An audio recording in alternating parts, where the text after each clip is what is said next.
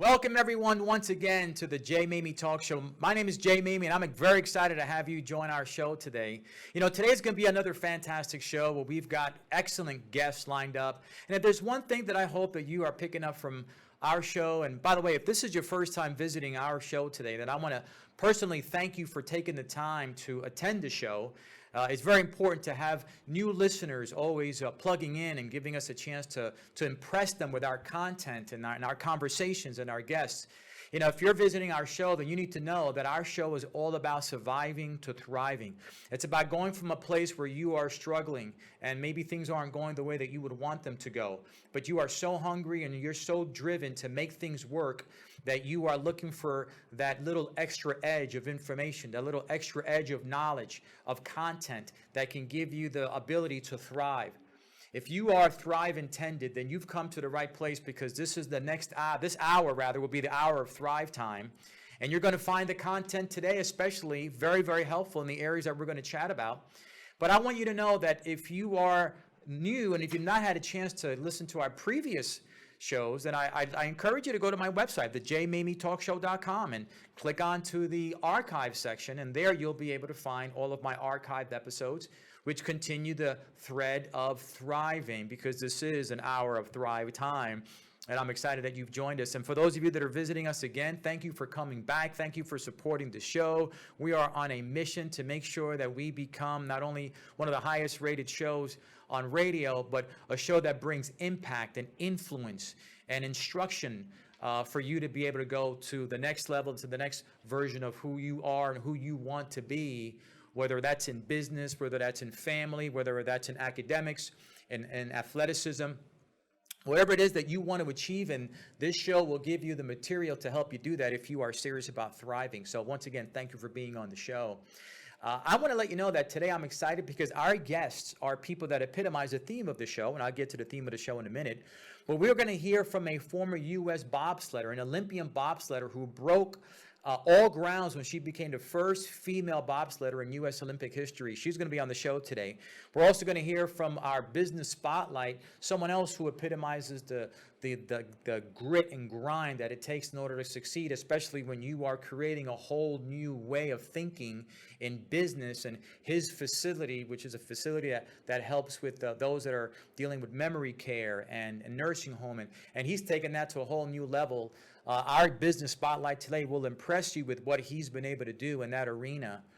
But I want to challenge you to understand that today's show is going to be about you and what you want to do in the next pursuit, and the pursuit of the next level of who you are, and why it takes, what I want you to remember, that it takes grit to get there. It takes grit. Now, I'm going to spend a few minutes with you, hopefully giving you some content and some really good immaterial to think about, so that way when you are looking at growing and thriving, that you examine yourself against the grit model that I'm going to share with you.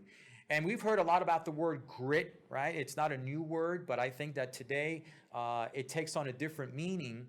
And I want to share with you that the model that I have for grit, it's really an acronym that's going to help you understand how to implement this grit theme into your life. G.R.I.T, and I'm going to explain that in a minute, so that you could have a good way to remember the theme of grit and how you could apply it into your life. But I do want to take a second before we begin to acknowledge that recently we had the passing of someone who I believe was another example of grit and grind. Congressman John Lewis passed away recently, and here was a gentleman who served in Congress for 33 years. He was a civil rights leader, an icon in the civil rights movement in the 60s and right throughout his entire career. And whether or not you're of one persuasion or another, it really doesn't matter if you're this political persuasion or that political persuasion. It's irrelevant right now, because what really matters most is looking at a man who was persistent, consistent, and dedicated to something he believed in.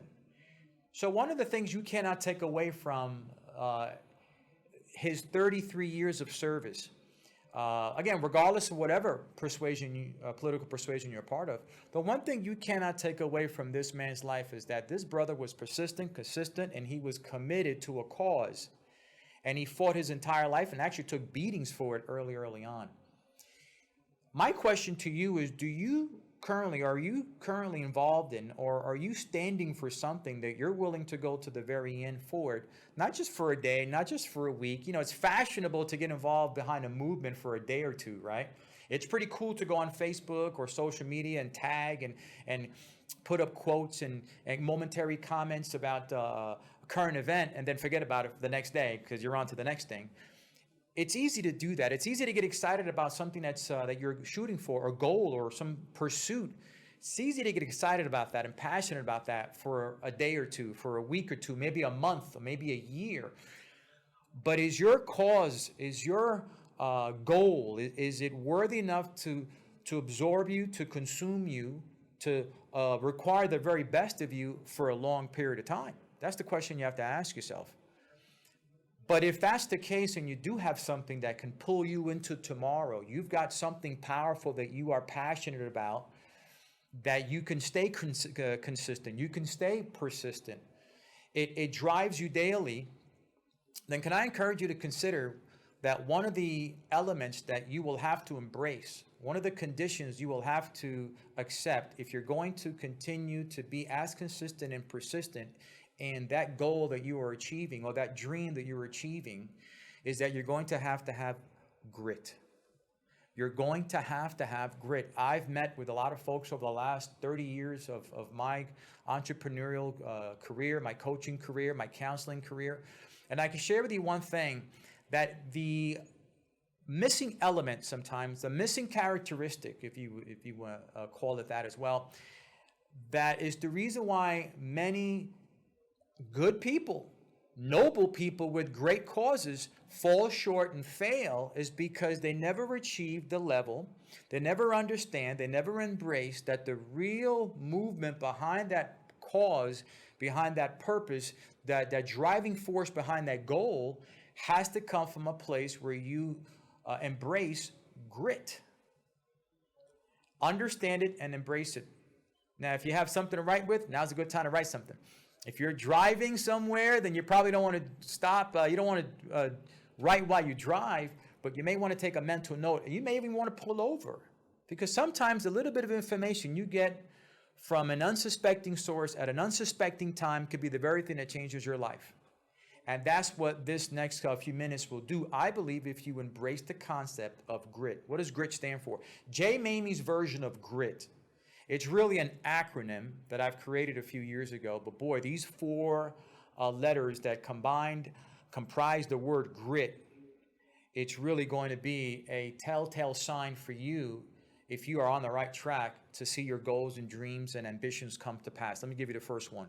Grit, G.R.I.T, grit. Here's what you better have. You better have guts. You better have guts.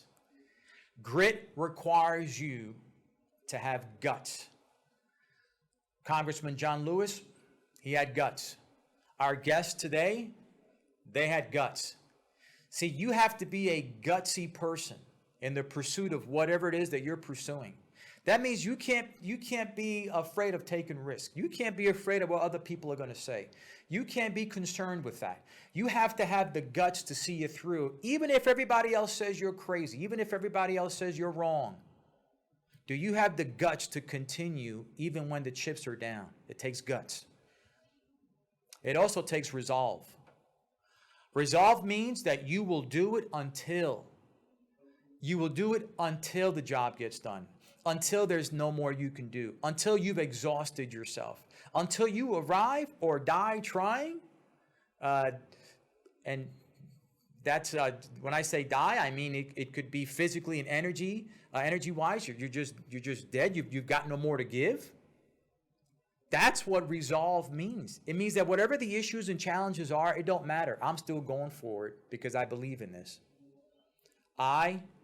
You better have the intentions. You better be intentional about your actions, intentional about your purpose. In other words, you can't get up in the morning with this massive goal and this massive dream and this massive agenda and sort of fly by the seat of your pants. It won't work. You have to be intentional with your actions, intentional with your thoughts, intentional with your vision, intentional with who you surround yourself with, intentional with the books you read and the information that you allow yourself to take in. You have to be intentional. If you're going to succeed and grit is a part of your life, that intentional, is critical. You cannot wing it and expect to win. T, tact. Tact. You could have guts, you could have resolve, and you could be intentional. But if you don't have a system, if you are sloppy, if you don't have anything that requires you to follow something that gives you wisdom and a track to follow, if you're not tactful in your approach, you could still fail. So can I encourage you today? Let's take pages out of people that epitomize and have lived lives of grit, because they have shown exemplary examples, incredible examples of guts, resolve. They've been intentional with their decisions, their actions, their movements. They've been intentional with who they get around from day one. And number 4, they've been tactful. They've had tact in their approach. They didn't wing it. They didn't half-ass it. They used wisdom to achieve that goal. I encourage you today, as we get our show started, this is the hour of Thrive Time, to ask yourself, do you have what it takes? Do you have grit in your life? And if not, here's a great way to get it. Guts, resolve, be intentional, and have tact. Grit. Guys, right after our segment, we're going to come back with our first guest. And I'm excited to have her on the show. As you hear her story, you'll realize that she is the epitome, the poster child for grit. We'll be right back. Folks, welcome back to the Jay Maymi Talk Show. I hope that our first session was one of impact as we chatted a little bit about grit and what it takes to have that grit feel in your life. But our first featured guest of the show today is someone that, as I said earlier, if there were a poster child for the person who exemplifies grit, you would see Alexandra Allred on the face of that poster. Because here's a woman that became the first U.S. Olympic bobsledder, first female when females were not allowed to be bobsledders in the U.S. Olympics. She broke ground in that arena. Her tenacity and her grit is what really put her in that great place to represent our country as the first female bobsledder. And she went on to become the athlete of the year in her sport for the Olympics. But what's amazing is she only found out later on, as she competed in the U.S. Nationals, that she did that while she was pregnant. Now, that's a story all in it to itself, right? The ability to compete and not knowing whether or not knowing that you're pregnant, yet still compete in a high-level, competitive, dangerous sport where women were not allowed to compete and not only qualify, but compete and also do that while, unbeknownst to you, being pregnant. It's an amazing story. That's why she's on the show today. She's also an author of a number of award-winning books. Her most recent book, Operation Caregivers, Life with Dementia. She'll share that story and why that's a passion of hers today. But she's been a real proponent of female athletes and representation of female athletes in the Olympics. She's been on a number of councils.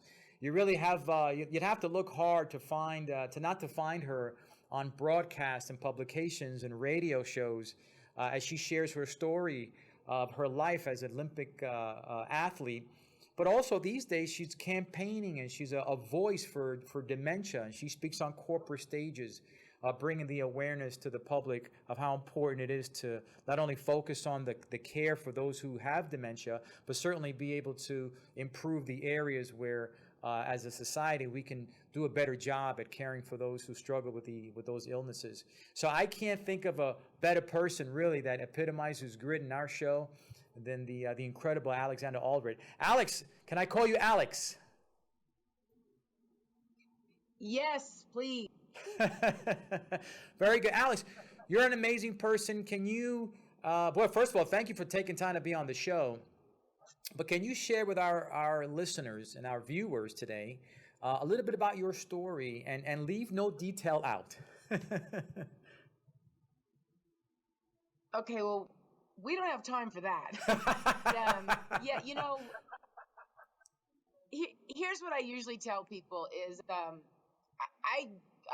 didn't grow up wishing to be a bobsledder. I didn't even really know the sport. I'd had my first child, and I love sports. I always have loved sports. And I was sitting on the couch watching ESPN, and I saw men's bobsledding, and I thought, man, this is the coolest sport I've ever seen. And so I waited for the women, and I waited it. And when they didn't show, I just got curious, and I investigated a little bit. And this is pre Google. There really wasn't the internet then. And so I was just looking around, and I couldn't find. Come to find out, women are not allowed in the sport. And to give a little more background, I'm a 4th degree black belt, and I used to be a competitive fighter. So when I find out that they deemed that the sport was too fast, too dangerous, and the sleds are too heavy, I'm thinking, men all the time. So that wasn't acceptable to me. I was kind of obnoxious, and I started this letter campaign, and I was writing the International Olympic Committee, the IOC, the US, the bobsled, and I used Sports Illustrated. And so one day I got a phone call, and the US Bobsled Federation called me and basically said, we're going to have our first trial. Are you coming, big mouth? When you trash talk a lot, you got to back it up. Mm-hmm. And so, yeah, I was literally on the phone with a baby on my hip, and I said, I'll be there, and hung up the phone and thought, oh. And so, if you've never been in the sport and you don't even understand dynamics or how a sled even works, it's a little daunting. I mean, how do you start training? But I did. And the long story made short there is I just kept going to the camps, and I just kept making each cut. And I will tell you this, I teach college. I'm an adjunct professor. And I always tell my students that at the beginning of every semester, I tell them the story that there were 2 Duke University heptathletes there. They were Amazon, phenomenal. And I remember at the end of one of the camps that they had up in Lake Placid, New York, they got cut, and I still made it. And I'm thinking, I'm still getting back in shape from having a baby. How did they get cut? And I found out later on from the coaches, because I didn't understand the sport. I was always going to the sled shed, and I was finding out the steering mechanism and the runners. Those are the blades under a bobsled. I was learning how to properly stand the runners and all that kind of stuff. And the coaches saw that. And that's why I made it to the U.S. Nationals. And then, of course, I ultimately won U.S. National. And as you said, that's when I knew I was pregnant. And so it's a little as well as to be in that competition when you're pregnant. And as you mentioned, and I got to tell you, I love how you broke that down. And the last one especially, tact. There's got to be a plan there. And so for me, if I was pregnant, I began working with, he's a renowned researcher. And he does heptathletes, track athletes, marathon runners all the time. He'd never had a bobsledder who had. And so he brought me in, and I became his poster child for that kind of training. So I had a lot of confidence there, and I found out that when you're pregnant, you have a hormone that's on steroids. So when I won, the rest of my teammates were like, "No fair, she's on steroids." So, but that's kind of how that happened. Yeah, I won. So I won U.S. Nationals, and the sports was there, and did a whole story, and that I had no clue. That was just the beginning of what the fight going to be, and there's your resolve.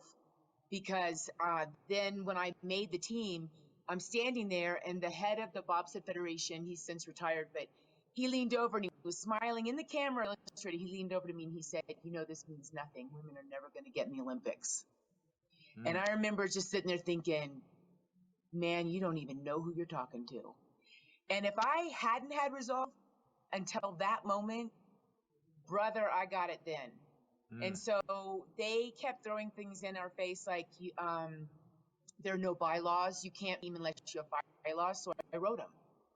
Well, there have to be 8 teams around the world, 8 countries around the world before the IOC will even look at you as competition. So I started tracking other countries and trying to invite the Canadians, the Latvians, and the Russians, and the Japanese, the Germans to get in and join us. And then they would give us the worst equipment in the world. I actually drove a sled that someone had spray painted "Help Me" on the cowling. And but no matter how bad it got, there was a core of us, and we just dug in. And the worse they made for us, the harder we dug in. And yeah, so I love your grit. That was awesome. What did it feel like? That's pretty much how I got into bobsled. Well, that's just that's the epitome, right? That's the sort of the playbook for what can create in someone that determination, that sense of resolve. It's when you're not either given options. In other words, someone says you can't do it, or chances are you won't succeed. And if you're passionate about something, then your passion will be tested if your options run out, because you're either going to cave in and coalesce with whatever you're being told you cannot do, or you're going to figure out a way to make it happen, even when they tell you that it's probably not going to happen. That's exactly what happened to you. Isn't that true? Oh, absolutely. And it's a scary sport. I will tell you that people always ask me if it was scarier to be a bobsledder or to be a tournament fighter. And hands down, it's far scarier to do bobsledding than get into a ring with someone who's going to punch you and kick you in the face, because you know how to train for that. But when you're going down a track that you're just kind of learning, you're in a new country and you're just learning the track and the curves, and you're going miles an hour in a piece of equipment that you're not very familiar with, that's terrifying. And for me, one of the hardest things was watching friends that I'd made, not just on my team, but around the world. And then you'd hear it on the intercom and there was a crash. And the next thing you know, so-and-so from Canada or so-and-so from Switzerland has been helicoptered to a hospital, and they have all kinds of broken bones. And now when I came back, when I was on the World Cup 2 years later, I had a toddler, and every time, and one of my teammates got in a crash and she broke her clavicle and tore ligaments in her sternum. And she also had a baby. And I just remember she was crying so hard, and we were all thinking in so much pain. And the first thing she said was, "I'm not going to be able to pick up my kid." And after that, oh man, you have to learn to shut that stuff out of your head before you get into the bobsled, because it's hard not to think about your babies. Mm-hmm. But and then back to your grit, intention. So that's when I dug into my intention. Where were you in 1998, by the way? Because I could have used that grit. But the intention, I made a game plan. I told myself, I'm going to stay in this sport until I know that women are allowed in the Olympics. And that was my intention. I had a game plan. So no matter after that, no matter the injuries, the crashes, and I had plenty of crashes, I knew I was staying in until I got my fellow sisters into the Olympic Games. So great. Alex, here it is. So Alex, let me ask you in the last couple of minutes of this particular segment here, because we're going to bring you into the next segment, because I do want to hear your story now regarding your passion towards dementia awareness. I think that's a very important topic today. But what would you say to that young female or young male or young athlete or person who maybe it's not an athletic pursuit, maybe it's an academic pursuit, and they do find that the challenges ahead of them are staunch, but they're passionate about making something happen?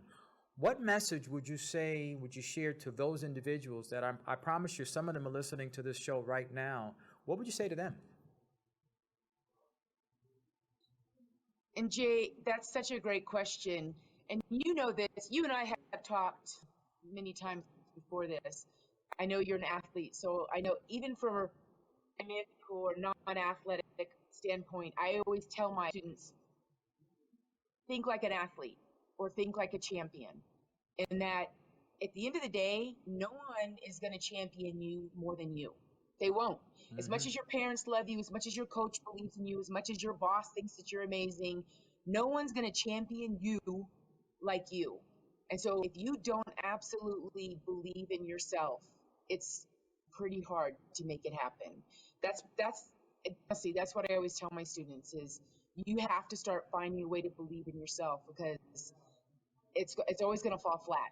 Like you said, the tact. If you don't have that tact, then it's going to fall flat.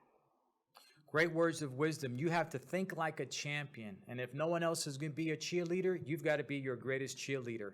Even if no one else decides to support you, Absolutely. you've got to be your best supporter. So you've got to be your first champion, you've got to be your first cheerleader, and you got to be your biggest supporter if no one else around you will join you in that journey. Guys, on the second segment, when we return, we're going to hear the movement that Alex, I keep saying Alexandra, Alex, has been involved in for quite a while, from personal experience, from dealing with her parents who went through the struggle of dementia. She has now launched a whole new campaign and initiative to help the public become more aware of why that illness needs to be looked into further, but more importantly, how the care is so critical for those who are struggling with it, and caregivers as well who are responsible to care for those individuals. We'll hear all about that when we come back from the break. Welcome back to the Jay Maymi Talk Show. I hope you enjoyed our last segment with Alexandra Allred. And if you haven't had a chance to look her up already, make sure you look her up and look up her books. They're on Amazon.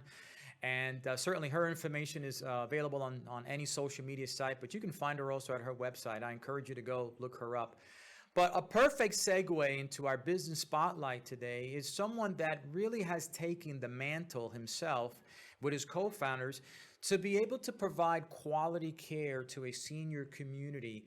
And I was so impressed with Godwin Dixon when I heard him on a previous podcast that I co-chair, that I co-host, and I heard his story, and I heard his heart, and I heard his thoughts and his vision.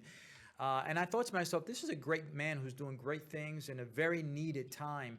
So I reached out to him and asked him to be here as a business spotlight. I think very quickly you'll find out why I had him as a guest on the show, on my list of guests to be on the show. It'll be very obvious in a minute when you have a chance to hear from him. So Godwin, my friend Godwin Dixon, he's the co-founder and the co-owner of Teresa's House here in Craig Ranch McKinney. It's a state-of-the-art facility which just had its grand opening. So we're very excited to have him on the show. Godwin, welcome to the show. Glad to be here. Thanks, Jay. And yes, we are actually moving our first residence in today, so it's pretty darn exciting. Congratulations. All the more reasons why you should not have been on the show today, but we appreciate that you took time to be on it. We thank you for it. Fortunately, I have a wonderful partner in Teresa Whittington, and she is handling the shop right now, and I'm going to be joining her as soon as we're done here. Well, let's start there. Tell me a little bit about your business partner Teresa, whom the business is actually named after. Teresa is incredible. She's a registered nurse, BSN. She and I have worked together now for, good gosh, almost 25 years. And we had run some of the largest communities in Dallas. And she had said, Godwin, if we ever want to do this really, really well, we have to do it in a small setting. Because in a small setting, we can focus, we can individualize the care, we can really personalize the care. And she actually sketched this idea out for me on a piece of paper back in the late 90s. And so as we got going, it was clear that it needed to be named after her. Teresa Whittington is an incredible person, and I couldn't ask for a better business partner on this. Well, kudos to Teresa. Kudos to Teresa. But Godwin, let me ask you though, you have run some of the largest and highest rated senior facilities in your own career. Why didn't you build something big for your own senior care community, instead choose a house model? So again, so Teresa and I led the Presbyterian system in Dallas. I was the CEO there for 17 years. She also was involved with two other very large not-for-profits. Before that, we had been in the for-profit world. But at the end of the day, everybody would like to stay at home. The problem is being home by yourself is not good for you. And nobody's home is built for senior care. And so what she and I have come up with is a house built for seniors. Our memory care house has 16 rooms. Our two assisted living houses have 12 rooms. Kind of picture a sorority house, fraternity house, though, for seniors. It has enough people living there that you have good interaction, you can have fun activities, but it's small enough that it actually feels like home. And these really are beautiful homes built for seniors. And they really came out first class. We're really, really pleased with them. And the home model just works so much better. Now, I understand you have a number of safety features built into Teresa's house. And the fellow named Fred Worley, who's a recently retired lead architect for Texas long-term care regulatory, he's called it the safest senior care community in Texas. So tell us what makes Fred an authority on this and what makes your community so safe. So Fred is somewhat of a legend in our field. Every time you build a community, the design has to go in front of Fred, or it did. He was the lead architect. He retired after 30 years at the state of Texas. So he knows the design of pretty much every community in Texas. So why did he call ours the safest? Well, you have to understand, Teresa and I did not build this as a traditional senior care community for healthcare people. And we had seen the flu go through a senior care community. And so we built in a number of air quality features and clean air programs. Then when coronavirus came, we actually added some additional ones, including UV lighting in our main heating and air conditioning systems. We can actually set up any single room to where we can isolate a virus in that room, so it should not. We have put in a great many safety features. Here again, we did those to keep the flu from being an issue, and then we upgraded them for coronavirus, and this building was built to be incredibly safe. See, that's exactly what people want to hear, Godwin. They want to hear that this type of care and concern and detail is taken into facilities where their loved ones are going to be living. And I think individually, those who are looking for a place like this to live and spend these senior years, this wonderful season of life, this is what they are interested in knowing, and that's why there's such a buzz about your facility, that you're giving so much thought to these details. But part of the details also in running a great facility, as we've heard now in New York, I'm from New York, and New York has had its own challenges in residential facilities with poor staff and untrained staff. How important is having the right staff a component of success, not only in care and senior cares, but certainly in your facility?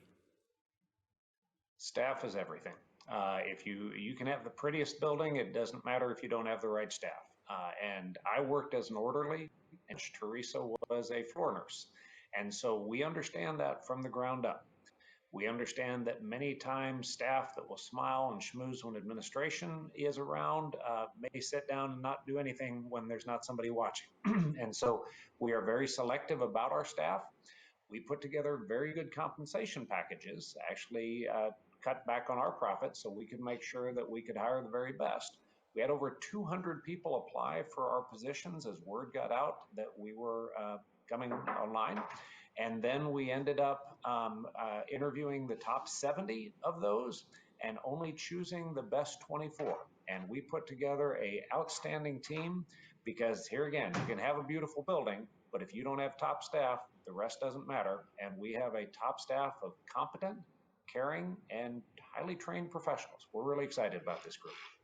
How important, and I heard you mention this on the podcast, and it was great information, because I wasn't aware that there is a difference between those who can administer medications and those who cannot, and those that are certified and licensed to do it and those that are not. And many facilities, I would propose and believe, that are not practicing the handling of medications by those that are licensed to do so or degreed to do so. How important is that, and how have you taken care of that in your facility? Jay, that's a great question. And that's unfortunately one of the challenges is that assisted living is lightly regulated in Texas, and you are not required to have nurses after hours. You're not required to have nurses, period. Many communities don't have a nurse after hours, almost never in deep night. You are not required to have state certified trained people passing medications. So in many a community, you have what's called caregivers and med techs, which is a term which basically means they have no state sanctioned training. We don't believe in that. All of our staff, all of our medications are handled either by licensed nurses or state certified medication assistants. All of our nursing assistants are state certified, and we have nurses on site 24 hours around the clock. Not doing that leads to a lot of medication errors, and a frail elderly person can't handle to have their medications messed up. They need nurses observing them. They need the right care. So we have a level of professionalism that you're not going to find in too many other communities, but we believe that's the right thing because we believe very strongly that you've entrusted your loved one with us. We need to do a great job with them. The importance of that, folks, if those of you that are listening or watching the show have not really experienced a loved one at a senior care facility, I can share with you that there are unfortunately horror stories that I have personally been experienced to with friends of mine who have had parents lose their life, quite frankly, at poor care, especially these last 90 days. And it's tragic, it's awful. So staffing is so important, and knowledgeable, degreed, certified staffing is so important. And I think a lot of folks don't really appreciate that when they're looking for facilities. But also taking time, in other words, having those residents have time spent with them is also very important. So I understand your staffing model, Dixon, is different, and your caregivers are able to give a lot more time to your residents. Could you tell us a little more about that? Sure. And I had to send a quick text there because we're doing construction. I'm actually shooting this from our second building, and they were drilling something right next to us here. But let's drill down to staffing. I can tell you that our staffing model is different. One of the things that Teresa and I have seen is that you need staff that can actually focus and engage and get to know our seniors. And so we have done the universal worker concept. We have certified nursing assistants, certified medication assistants, and degreed caregivers working with our residents with a ratio of, depending on the time of day, breakfast 1 to 3, during the day 1 to 4, 1 to 5, and at night 1 to 6, 1 to 8. But the prime times were about 1 to 5 because at that point we can really focus on your loved one. We can get to know them. The staff that have done this model have said they love it. They actually know their residents. They're not in a hurry to get out the door because of everybody else needing them. They can actually spend the time, discover what that person needs, and get them taken care of. And then in turn, they say it's a lot less stressful on them. That's why they got into the field in the first place, and less stressed staff stay with you. Anybody who has had a loved one in senior care knows that turnover can be a real problem. We've got a very stable group here and a much better model, which works well for the seniors and for the residents. And interestingly, Jay, when we've talked to seniors about this model, they love it because what they've said is that at my age, whether that's 80 or 85, trying to track 50 to 60 people in a community is too many. But having 12 to 16, they can get to know that many and become friends. And with the staff actually have time for them. And that makes all the difference at any time, especially during this time of coronavirus, where we've got restrictions on visitation. We actually have a best friends model where our staff are the best friends for our residents, and they do give them that engagement connection. And you can only do that when you staff well with the right people. Godwin, so right now, as I wrap up this show, I know there's probably people that are thinking to themselves, this is a facility worthwhile exploring. Where could people find more information about Teresa's house, and what would be the best way to even have a chance to really determine if this is the right place for them? So our website is teresashouse.com. That's TERESAS, teresashouse.com.